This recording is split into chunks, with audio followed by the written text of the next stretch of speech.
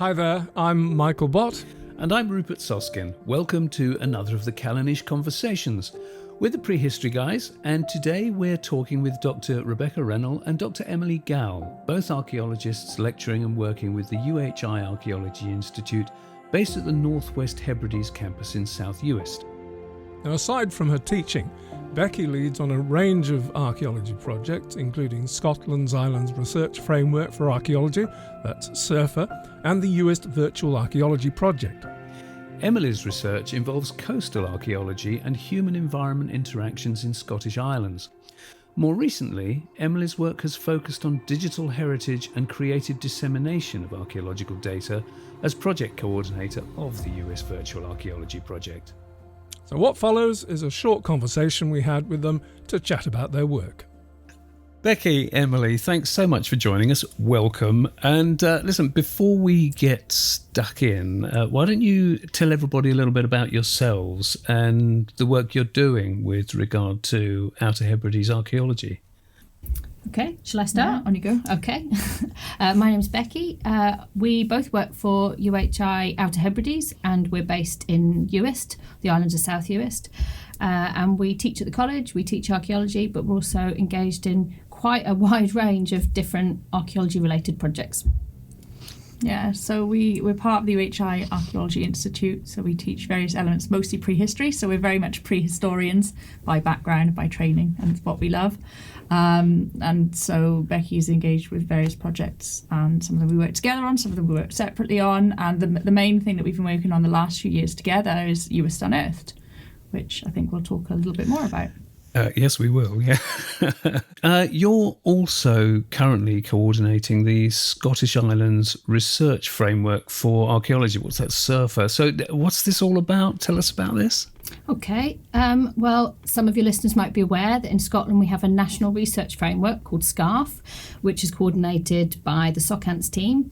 And really it's about identifying what the major research gaps are so that we can identify what the priorities are research-wise going forward. The national framework was published in 2012, and since then there's been a real interest in developing more regional approaches. And I coordinate the one for Scotland's Islands, so that's for the Western Isles, for Orkney and for Shetland, and I work in collaboration with the Orkney Islands Council, the Corlia Council archaeologist, and also with Shetland Amenity Trust. And really it's been about getting as much information from a really wide range of people, so people who work in archaeology, people who work in related sectors, so heritage, museums, etc., but also from the communities who live and work in these islands, about what we really think are the priorities for research in our area. It's not prehistory specific, it's all periods, but prehistory obviously is a really key part of that. Other conferences you organise from time to time? Well, the way we've structured this project is actually coming to an end now, and hopefully we'll have it published and online this year. But we've structured around a series of conference type events. Yeah. We had, we called them symposia.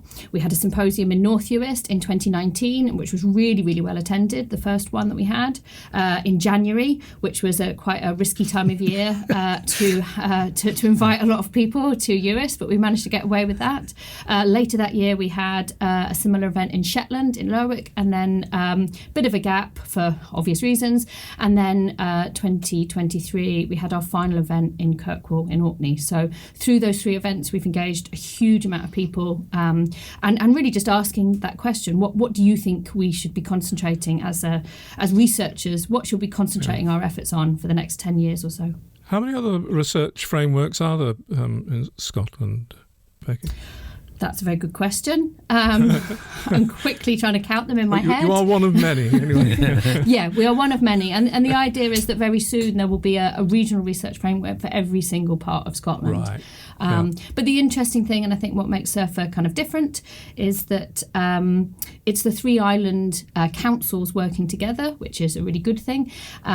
We've always been very keen to say that by looking at the three island groups together, we're not implying that the archaeological material is the same and that they are the same questions, but just that there are lots of similar and shared challenges and opportunities when you're working and researching in islands that connect these places and connect our thinking. Yeah. Connected thinking, that's the wonderful thing. It seems to be, going on, that there's somebody joining the dots.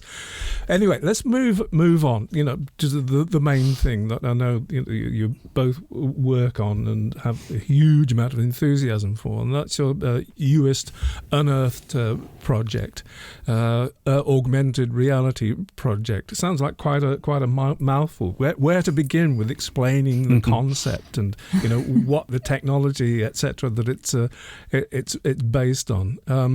You won the prestigious Archaeology Achievements Award in 2022 for this, and so it best told in your own voices. What's important about it, how it works, and what the project's about, really. Yeah. Go. So it's a digital heritage interpretation project based here in Uist, delivered from Uist, very much driven by archaeological research and archaeologists, but then also working with a really fantastic technical team as well. And the background to it really started with the recognition that we've got exceptional archaeology in Uist, exceptional archaeological landscapes from all periods, due in part to the brilliant preservational environments we've got here, like the Macha of the west coast, the low-lying sandy plains, and also the moorland of the east side as well. And these have really lent themselves to ensuring that we've got really fantastic multi-period archaeology preserved across Uist landscapes, and lots of these have been really exceptionally well researched as well and excavated over a long period of time by universities like Cardiff University, Sheffield University. So we have this wealth of fantastic archaeological information available from these excavations and from research that's been done here for a very long time. But what we found, especially when we compare and look at ourselves in comparison to other islands, in comparison, the way it's been communicated is quite different, and there's not much in the way of in-place, on-the-ground interpretation to tell people beyond academics and beyond ourselves who know about this why these archaeological landscapes are so spectacular. So that was our starting point. We wanted to really shout from the rooftops about all these amazing sites that we've got here. All these fantastic sites, and we've got loads of information. We wanted to start communicating that, bringing that out of these monographs, these big heavy monographs, and thinking about how we can communicate that a bit more creatively, and that's our starting point. So it's very multimedia, and like you said at the beginning, the main technology we've used is called augmented reality. So our starting point was to create an app using this technology, and AR, or augmented reality in a nutshell, I always use the example of, if anyone's ever played Pokemon Go or put a filter on their face on social media, like on Instagram or Snapchat, that's augmented reality. So you can still see the landscape around you, you can still see the landscape, but you can project media over the top. And the other thing that really drove us was that, yes, we've got this fantastic archaeology that we all know about, but there's not much in the way of upstanding remains. So a lot of the archaeology here is quite hidden. So it's fantastic, but it's in humps and bumps under the Macha that today looks very, very peaceful, but in the past was really densely populated, especially in later prehistory. And so we wanted to tell that story to show visitors, but also people who live here, just how bustling these landscapes would have been. So by using something like augmented reality, we were able to project a reconstruction of what these sites might have looked like in the very footprint of the original site. So using all that data that we have, creating digital reconstructions, going back and forth with the excavators, with initial drafts of these sites, and then tweaking them a little bit, and then presenting them. So I think that's it in a nutshell. The experience of the visitor using their phone, using the app on the phone, they'll be in the landscape, and by holding up your phone, you'll be able to see how buildings around them, the landscape, or parts of the landscape around them, artifacts in the landscape, would have appeared then in the past. So I just wanted to clarify for folks, that's what the experience is, what the aim of the experience is. A good example we often use to sort of explain that is it's quite hard if you've never used augmented reality to understand how effective that might be. And it might be easy to think, oh well, maybe I wouldn't be taken in by that. But we see people using the app on the Macha in South Uist. There's no physical buildings there anymore, but they duck down to get into the doors of these buildings, these doors that don't exist. So it really is quite an immersive experience. which is really fun to watch. It's kind of changed interaction with these sites. It's now a lot more tactile and a lot more fun, and it's not just a kind of a 5-minute stare at an interpretation board or at a site with no interpretation board and then wandering off. It's more engaged and longer. Yeah. And what do you hope the impact it will be with people that have experienced it and used the app, and indeed been at the centre? I believe there's immersive reality as well. We've got with headsets and stuff like that. Yeah, so we looked at virtual reality as well, which is the kind of more traditional fully immersive thing, but we also explored things like animation, infographics, audio, text. Everything is bilingual, and there's lots of bespoke Gaelic content as well, because Gaelic is a really important part of heritage interpretation here, and it can play a really important role. So we very much wanted to explore things like animation, things like sound, what people are 3D printing as well, 3D modelling, photogrammetry. So we wanted to explore and play around with a whole range of different media and see how people responded to that.